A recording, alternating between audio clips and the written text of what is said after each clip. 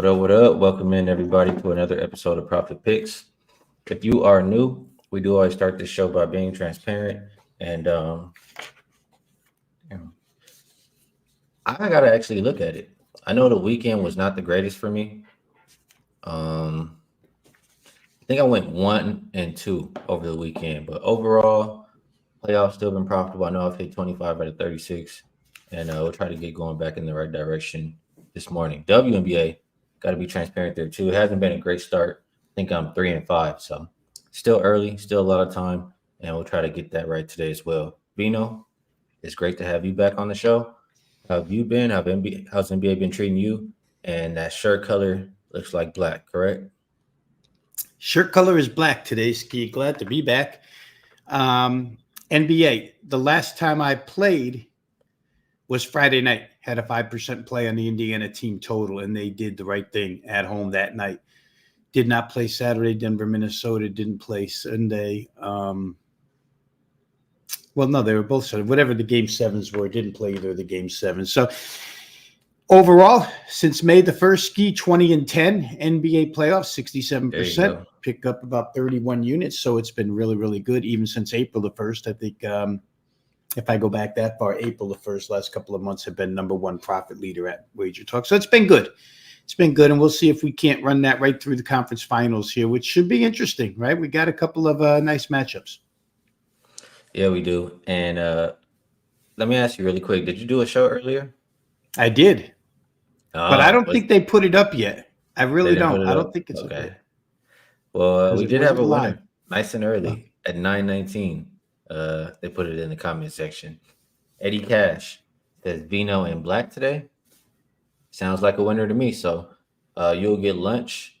Just let me know. Hit me on Twitter, Discord, or hit me in the comments of the show, and just let me know what's the best way to get you paid. So congratulations to Eddie. Appreciate all of everybody for taking their time to take their guesses. And let's get to it. Kyle he may join us today. May join us in about 10 minutes. So let's see if we can knock out WNBA before then. First game up. And these are going to be brief opinions again because it's still a little bit early for me to have the numbers that I want to use to bet, how I want to bet. So first game up, Dallas and Atlanta opened up Dream -4. They're now a 5-point favorite. Total has gone up 4 points. Looks like 169. For the injury report, Jayleen Brown, Natasha Howard, Satu Sabally all out for the Dallas Wings. And you do have Jordan Canada game time decision here. And she's doubtful. It looks like she won't be there for the Dream. I mean, one thing I'll say is whenever I see Sabally and Howard too out of the lineup, I just know they're missing some firepower for that Dallas side. For Atlanta, I feel like this is their spot just because this is the same team that put them out the playoffs last year. I believe the Dream did not win a game in that little series. I think it was 2 games for the Wings. So just knowing that, I do trust Ryan Howard. I feel like she can be the best player on the court tonight. And I'll be honest, Rob. She's a great player. She's still good, but I'm not a big believer in Arike Ogunbowale. So I think the revenge angle for the Dream, it makes me want to go either Dream full game or Dream first half. I don't always view the Dream as a team I want to lay this many points with, but first half, possibly 2.5, or full game would be the direction I would go. Any opinion from you? Well, let me start, Skee, by saying that I asked for and I received clearance from Wagertalk to release WNBA now. So I have to be up to date here, and so I'm trying to be. With the Dallas situation, I'm with you. They became a one-woman show on Saturday, right? Natasha Howard got hurt first game, and then all of a sudden, Arike's putting up 28 shots out of the team's 66. The whole team was 7 of 18 from 3. She was 6 of 14. She put up almost every 3, every shot, scored 35 points.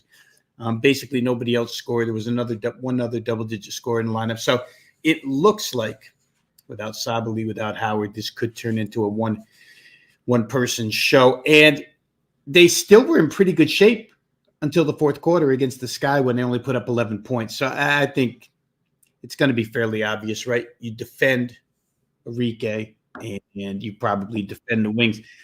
The total went way up in this game, Skee, which caught my attention. Dallas only put up 74 the other day, and without the added offense, it seems to me like this number is predicated on poor Dallas defense and the fact that Atlanta wants to push the basketball. Let me just say this, because I am now going to be releasing WNBA plays. The potential points come into play here. We have to keep all these statistics now. Skee in Atlanta, one of the highest teams where that's concerned, volume type team, a lot of opportunity. Didn't play the game. I would probably look at Atlanta's side just because I think Dallas has resorted themselves to a one-woman basketball team. And we'll see how that goes from here. It was good for 3 quarters on Saturday, just wasn't good down the stretch in the fourth when they got outscored by 17. All right, I'm with you. And Rob, I know you can see this down at the bottom too. We're gonna bring them in 1 second. But remember how I started at Wagertalk? I used to be taking breaks at the at the post office. I did a show just like that one time. So we'll get them in here in 1 second. Just quickly, I'm gonna be very brief on this game. Mystics and Sparks. I don't have the strongest opinion, but one thing I do know, I look at this in NBA, I look at it in WNBA. When teams have, in WNBA, especially with a condensed season this year, not going to be a lot of times where you have, a couple days rest before and after the game. And so that is the situation for the Sparks. I think they still got, some chemistry to be worked out, but they're at home, they're rested. They'll be able to rest after this game. I want to get there with the Sparks, but it's really just a lean. So anything from you on Mystics and Sparks? Yeah, the Mystics have been busy, right, Skee? And then this is a coast-to-coast travel spot almost. So I don't know that I like the scheduling here for Washington, although the price on this game has suggested that there's a ton of money on the Washington side here. Number comes from 4 all the way down to 1.5. I would look LA in this game. Washington's been through some tough games so far this season already. Talked, I think, on the season opener before I left for a few days about Washington without Deladon and, still being under a good head coaching situation, but maybe not as talented to go over the course of a whole season. I would probably look LA. Again, I did not play, but it's surprising to me that the numbers come down this far. It's got to be an injury situation that I didn't see this morning. Otherwise, I don't know why the mad rush to Washington would be, considering it's their 4th game in, 7 days already? They're going to be playing their 4th game. They started last Tuesday. So it's a tough scheduling spot for Washington. I think I would like the Sparks.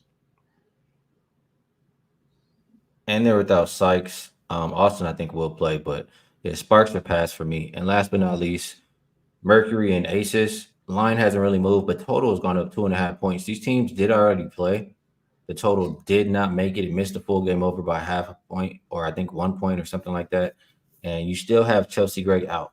I mean, she's the general of the point guard. She's going to make them play with pace, get everybody where they need to be, and throwing dimes. So without Chelsea Gray, I don't really want to look at too many Las Vegas overs. And also, I think it's going to hurt them on the spread. Phoenix has covered both games so far this season. I don't know that I'm willing to lay 14.5 with the Aces without Chelsea. So lean under, lean Mercury. How do you feel about it?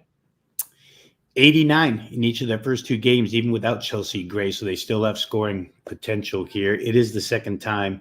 So you think that the first matchup, you saw each other. Maybe we could be a little more defensive oriented here. Phoenix obviously going to push 80 points in that first game. Played Atlanta 88 in the second game. So they're both in the 80s pretty easily in each of their first 2 games. I would probably look toward Phoenix. Phoenix played them. I watched a lot of that game, Skee. They played them extremely tough.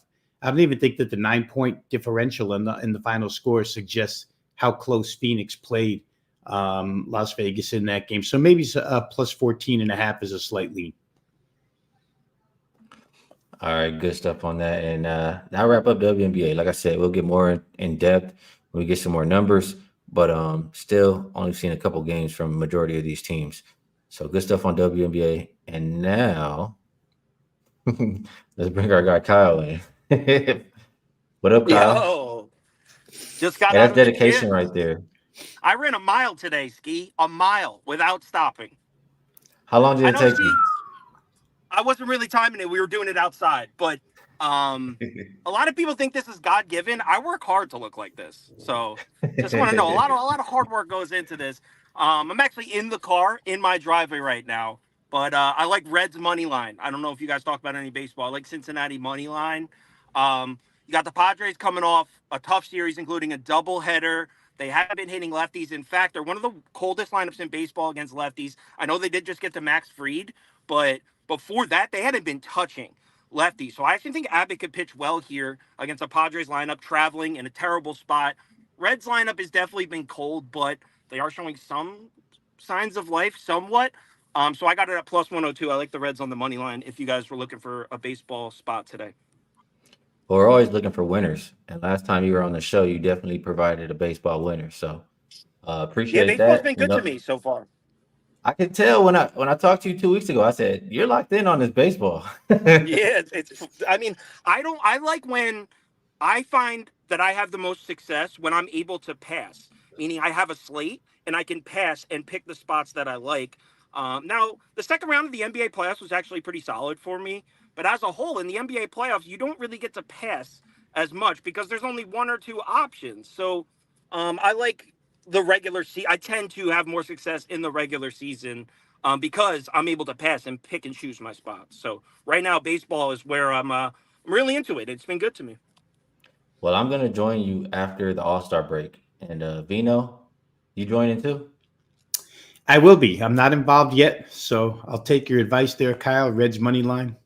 See what we can do with that. And yeah, Ski, it's going to be a little bit for me before I get into the Major League Baseball. Probably be at the end of these conference finals.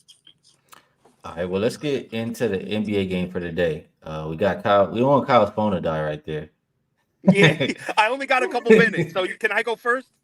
Yeah. Absolutely. Pacers and Okay. Celtics. All right. So first off, I want to say I don't really love the matchup for the Celtics as far as the series goes because what the Pacers do defensively and what they've done all season is they put a ton of pressure on the perimeter. They try to take the 3-point shot away from their opponents. Now, usually what ends up happening is they get cooked on the inside, right? Teams are like, okay, you don't want to give us a 3-point. All right, we'll take easy twos all day on you. That's not what Boston wants to do. I'm not saying they can't do that, but that's not the offense Boston has drawn up. This is a 3-point happy offense. So the Pacers defense, although it's not a great defense, the way they play isn't really conducive to the Celtics offense. That being said, I don't know where the points are going to come from for Indiana. The way Boston plays defense is a really tough matchup for them. Not to mention, teams coming off Game 7 wins have a terrible record. Teams coming off Game 7 wins that are underdogs in Game 1 of the next series are 12-30 since 2003, I believe that is. So historically, this would be a spot to bet Boston. And that's what I'm going to do. I'm going to lay the points. I didn't actually bet it yet because I thought there was a chance I can grab a 9.5 before tip. I thought it had a better chance of dropping to 9.5 than it did jumping up to 10.5. And I haven't looked. I've been in the gym in the hour. Is it still 10? It's still 10. So Yeah. So I mean, I didn't. I'm gonna bet Boston, but I didn't feel the need to rush the bet because I thought there was an outside chance I could get a 9.5. I will say this though, I will be betting Pacers money line in game 2. The only way I won't do that is if the Pacers win game 1. If the Pacers shock us and win this game, I won't do it in game 2. But if Boston wins and covers comfortably like I expect them to, I will be on Pacers plus the points. I'll be on Pacers money line in game 2 because we're seeing the same pattern. Game 1 against Miami, Boston beats the shit out of the Heat. They beat them in Boston game 2. Game 1 against Cleveland, Boston beats the shit out of the Cavs. Cavs get them in Boston in game 2. So if I win my bet tonight, Boston wins comfortably and covers, I'm on Pacers money line in game 2. I love the thought process. I love the bet. I just have one question for you. Is it is there any reason why you like the full game and not maybe or even also the first half? I wouldn't be opposed to the first half. You guys know I'm not the biggest first half guy, not necessarily because I think they're bad bets. Just personally, it doesn't really work with the numbers I look at. I think personally, if I like an angle, I want the most possessions possible to give me the outcome that I think is likely. I guess I could see that, but like if I'm playing the angle that I think the Pacers are going to be a little beat up from the 7-game series, then maybe fatigue could set in the second half. Like maybe they start out hot and then fade off in the second half when they get fatigued. I don't know. I'm kind of just like spitballing. But I think I'll be playing the full game. But I wouldn't say if you're just gonna play Boston in the first half, I wouldn't say it's a bad bet or I disagree at all. All right, well, what you said makes sense to me. And coming off that tough game 7 series, I can see them fading out as the game goes on. So good points by you. Appreciate you taking the time to join, Kyle. Don't want to hold you hostage. I got a shower, dude. I'm sweating. I'm disgusting. Reds money line, and I'm gonna lay the points with the Celtics. But I really like the Reds tonight, and I also like those of you like to play team totals. I like the Blue Jays over 3.5. You can get it at -120, or I got it at -120 this morning. I like the Blue Jays to score 4 more. So if you want to, if you're looking for a second baseball. Appreciate that money, Kyle, and I'll holler at you later. Have a good one. Yeah, I'll talk to you guys later today. Sounds good, brother. And y'all can find Kyle. He does shows on YouTube. You can find his Twitter. Both Kyle Kirms is the name you look for, and he does great work, all different sports. So make sure you check him out. Veno, his point about, for one, he wants the most chances for his outcome as far as the full game, and also just Indiana being beat up. Do you agree that Indiana is beat up? Do you think that they're just so young that it doesn't even matter? How are you viewing this one? Well, I don't agree that they're beat up. I mean, they just scored 130 points. Now, I would agree that, scheduling wise, you're coming. And you know what, Skee, you could look at this 2 different ways, because 2020 hindsight, the end of this game is always a fantastic time to act like you knew everything that was going to happen. Boston hasn't played in a while. The potential for them to come out rusty is there, but the potential for them to be rested is there, right? They've been a great first half team in these playoffs so far. They've come out quick first quarter. They've come out quick first half. So to your point about first half, Boston, you could see it, but you can make that counter argument that, well, maybe they haven't played in so long.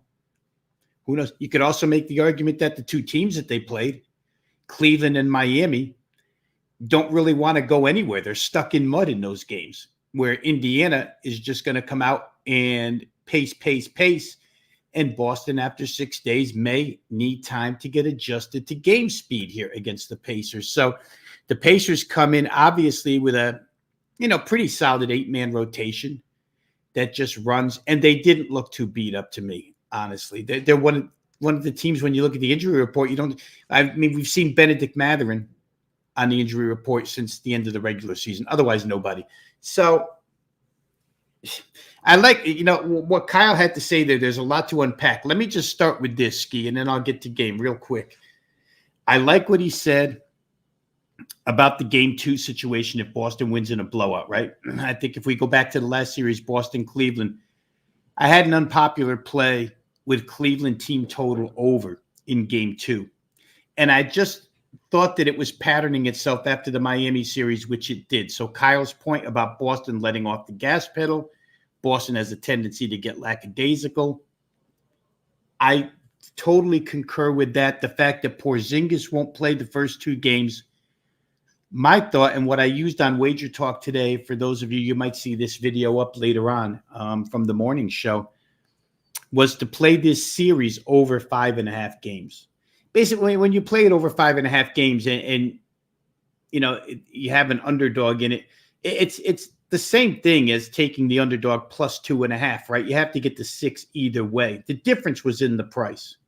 If you play it over 5.5 games, you get plus 140 as a consensus number. You can probably get better or worse. If you take Indiana plus 2.5 games, you only get plus 125. So I took the series over 5.5 games, thinking Indiana could steal one, as Kyle mentioned, in Boston, and they've been so good at home.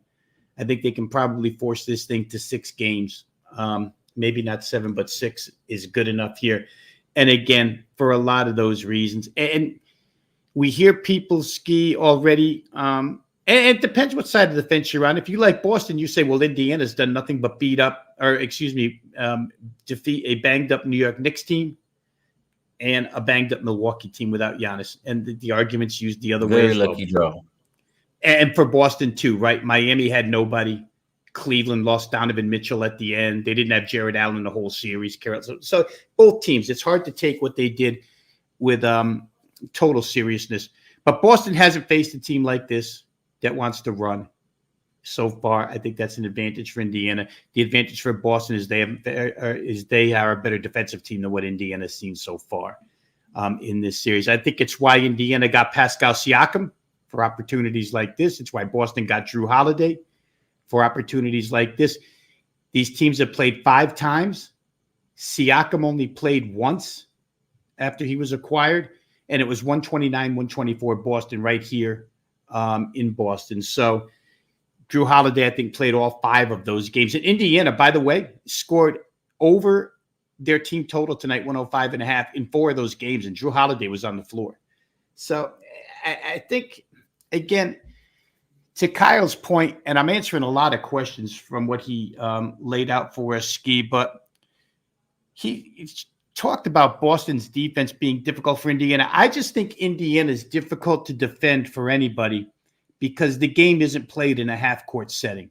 It's basically played broken floor, open floor, and when it is half-court, Indiana's ball motion and movement is so good that it's just different. And Boston didn't seem to handle it at all this year. Boston outscored them because Indiana can't play any defense. So I think as far as series goes, I like it over 5.5 games plus 140. And tonight, if you could tell in my voice, I don't really want to get to side, even though I think Boston has shown the tendency to blow teams out. I think Indiana over 105.5 team total is a real good bet just to get to 106 in this particular contest. Yeah, that's been a go-to for you, that Pacers team total. And damn, I do think this is an over game. We know the Pacers are going to want to play with pace, but my only thing was we've seen the Pacers sometimes like get away from playing their game. And then they realize that and they're like, okay, now we have to get back and start running. Like it's game 1 after game 7, one of those games where the Celtics have just been sitting there waiting and they just like kill them defensively. That's the one thing I could think. But in general, I know the Pacers are going to want to run. And I trust the Celtics to score. What Kyle said about what the Pacers running the Celtics off the 3-point line kind of deal. I mean, Jaylen Brown and Tatum feast on those mid-range pull-ups. So I think the Celtics can score too. I do think it's an over game. You agree if you have to play, it's over, right? Since you like Indiana team total.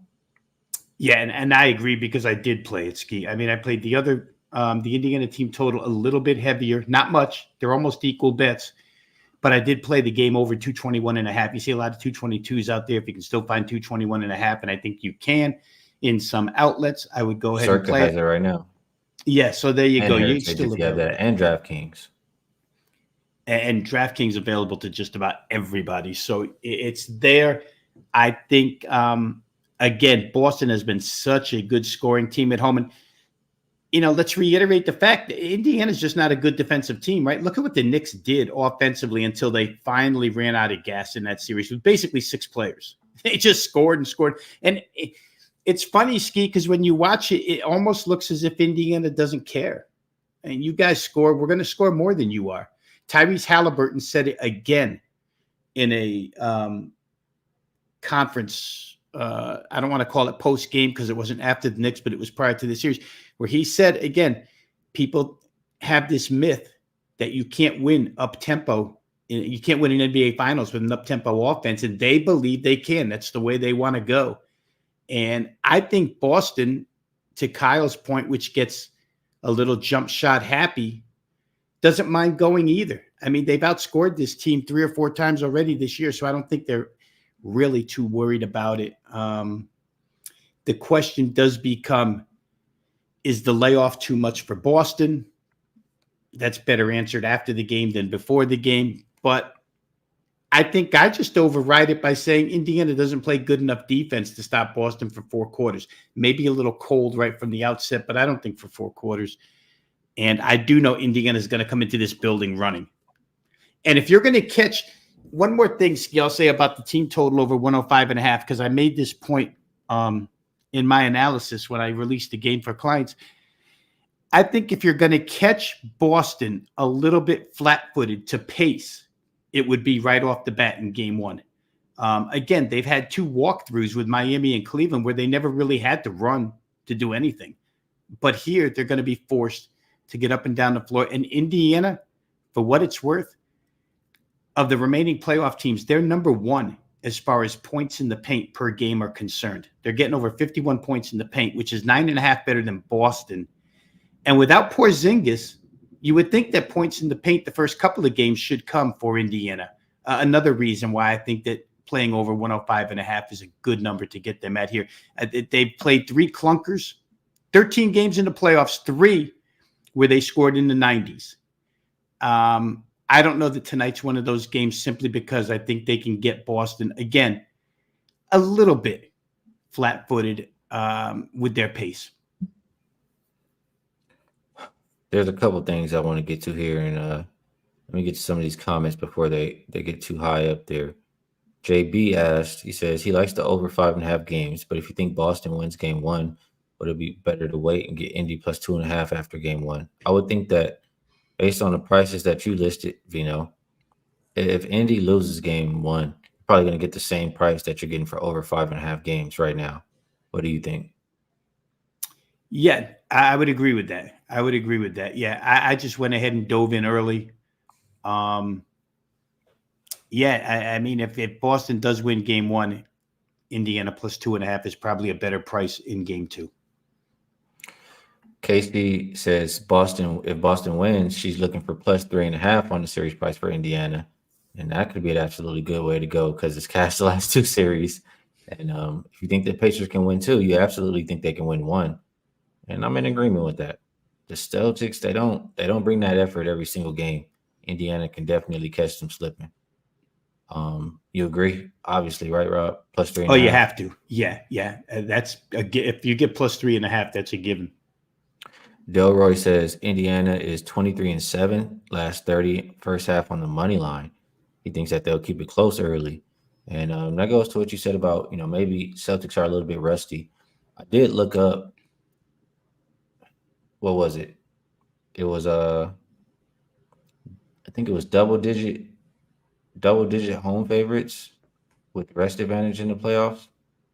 And they were covering I think it was 14 out of 19 times or something like that. And those games were more towards the under. They do it with defense, but all I keep thinking about is Pacers team is a little bit different than other teams in history as far as how they want to play. So total wise, it makes me conflicted as far as that trend is concerned or query is concerned. But that Boston side, I think they really just put the hammer down here today. Hearing you on Pacers team total makes me a little bit nervous though, because that means you like the Pacers more. So well, that just means that 119, 106 gets me paid. You know what I mean? 105.5, there seems to be inherent value in that number for the Pacers in this particular game. I think they would have to come out and shoot total bricks, which they've done 3 times. Again, they've done it in these playoffs, and all 3 were on the road. But the other 10 games they played, 111 or better every single time. And I'd just rather catch Boston before they get their footing and realize how they're going to have to play against this team. I know regular season isn't a solid way to go ahead and fully handicap these playoff series, but the look back at the regular season does show that Drew Holiday on the floor or not, Indiana scored on this team. And when Pascal Siakam was on the floor in Boston, they scored 124. All good points there, Rob. So I guess now it's decision-making time, huh? Time to earn the cash, Skee. Yeah. So we did a pretty good job breaking down, talking about the game.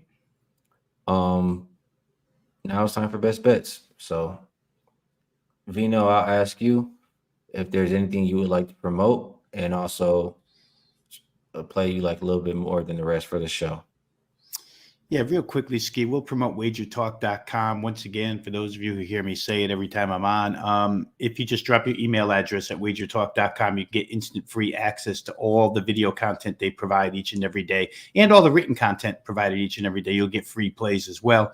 I actually did cut a video this morning for Wager Talk on this very game, where the series is concerned. You guys heard my analysis here, but you can get all NHL playoffs if you're betting that. If you're betting MLB, you heard Kyle come in with a play. You can get a full show on MLB from wagertalk.com. If you're interested in selection packages, today it's half price. I think if I'm right on that, it's half price today at Wager Talk. So you can get 50% off anything you purchase there. My plays up and available. Link in the description, as Skee always says, for this show, so you can find me over there on my homepage at wagertalk.com. As far as the play, Skee, I guess why not extend it? And I've told you the plays that I've made today. I've made 3.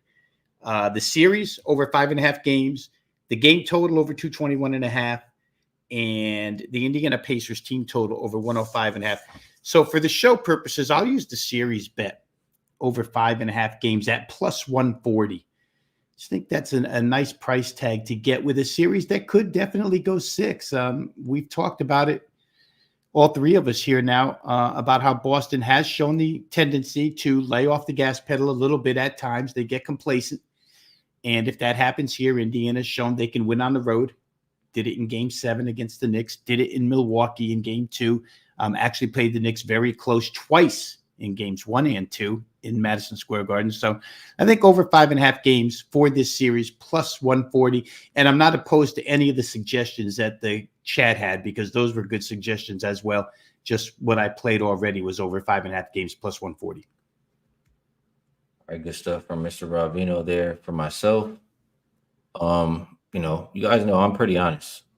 I have not made a bet yet. So I don't like to get bets I haven't made. I'll say, if I am making bets today, as of right now, I would be between Dream first half and Dream full game, minus 2.5 and minus 5. And then for this NBA game, I'm looking at the Celtics and I'm looking at the over. So I do have another show at 1 p.m. Pacific Standard Time with Wham, Dutch, and Babano. We'll talk about the NBA games a little bit more in depth, and I will give a best bet on that show for the association. So, Vino, I appreciate you taking the time to come do the show. Always great having you on here. Putting you on the spot, but do you think you're around tomorrow? I looked at the schedule. I will be, yeah. So if you want to go tomorrow, I can come back for you. Yep.